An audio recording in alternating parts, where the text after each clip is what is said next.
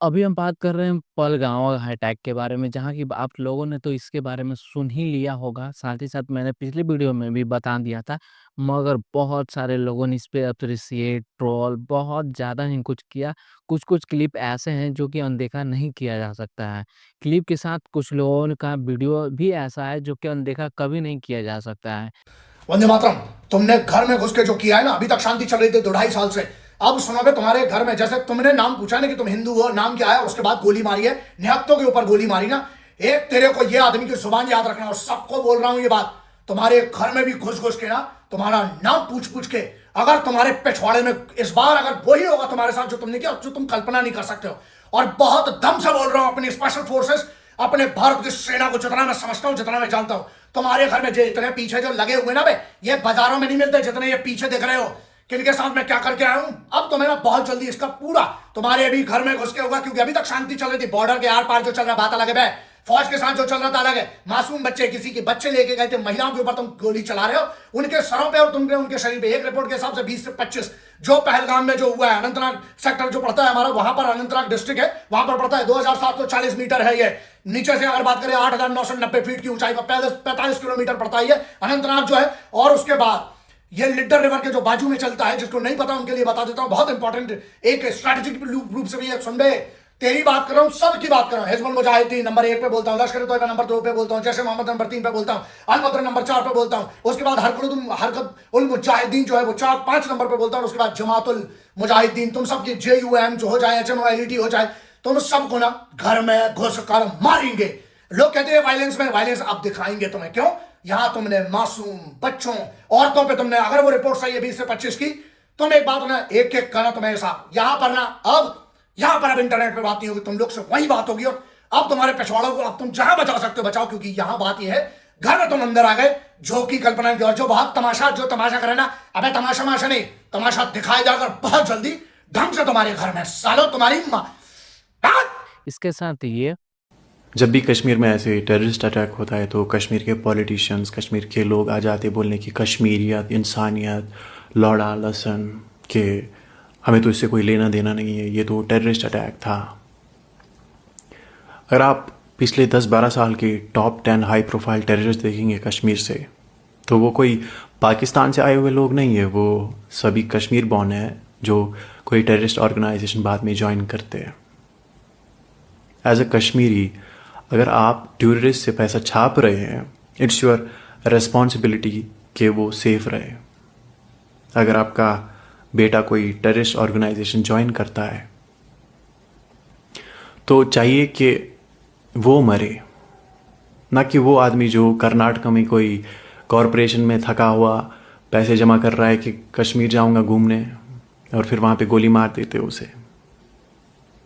या फिर कोई ज़िंदगी से हारा हुआ यात्रा करने जा रहा है, उसे गोली मार देते हैं।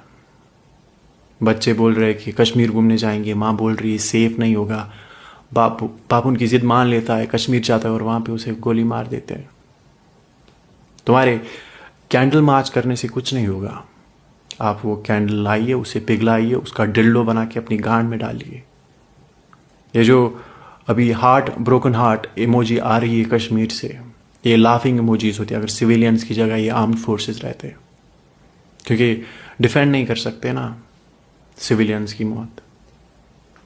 कश्मीर से गवर्नमेंट को 12,000 करोड़ का रेवेन्यू आता है इस साल का करीबन, और बजट में इनको 1,18,000 करोड़ मिल जाते हैं।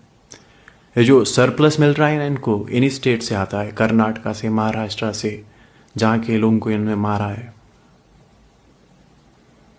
हमारी रिस्पॉन्सिबिलिटी नहीं, टेररिस्ट अटैक था। वो लोगों का कॉन्फिडेंस कहाँ से आया इतना?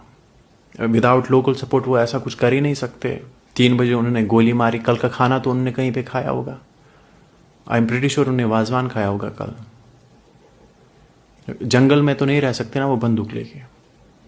They need local support, they need local support, that confidence कि हम ऐसा कर सकते हैं।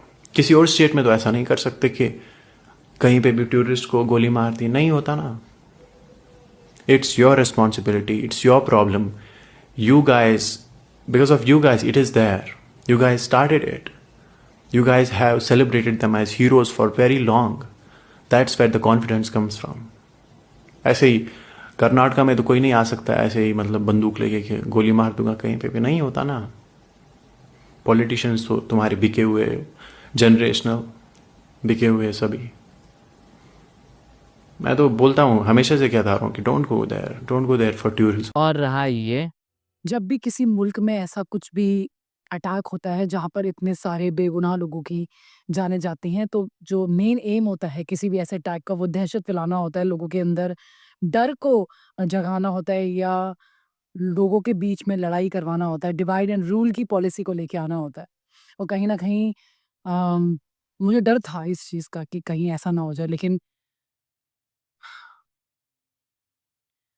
हमने सिर्फ़ किताबों में ही पढ़ा था कि इस देश को स्वराज हिंद बनाने के लिए हर कौम, हर मज़हब का इंसान एक साथ आया था। हिंदू, मुस्लिम, सिख, ईसाई, सारी बहनें, सारे भाई सब एक साथ आए थे और अंग्रेज़ों की इस गुलामी भरी ज़िंदगी से हम सबको आज़ादी दिलाई थी। एक वो उस वक़्त का टाइम था 1945, 1946-47 और आज का वक़्त है 2025 का जब पूरा भारत फाइनली एक हो गया है गाइस, सब हम सब।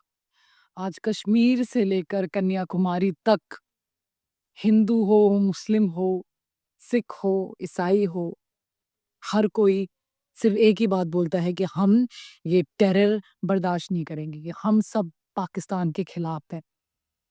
मैं मानती हूँ कि इस दुःख भरे वक़्त में हम सबको एक यूनिटी की जो एक ये दिल में जो हमारी यूनिटी की जो बहार आ रही है, जिससे एक अजीब-सी तसल्ली आ रही है जीवन में कि हम शायद हमारे बेगुनाह लोगों का बदला ले पाएँगे अब पूर्ण रूप से और उनके हर एक इरादे को हम नाकाम करेंगे, चाहे वो डर का हो, हम भारतीय डरेंगे नहीं और हम अब जुड़ अलग भी नहीं होंगे, हम जुड़ गए हैं, हम सब जुड़ गए हैं।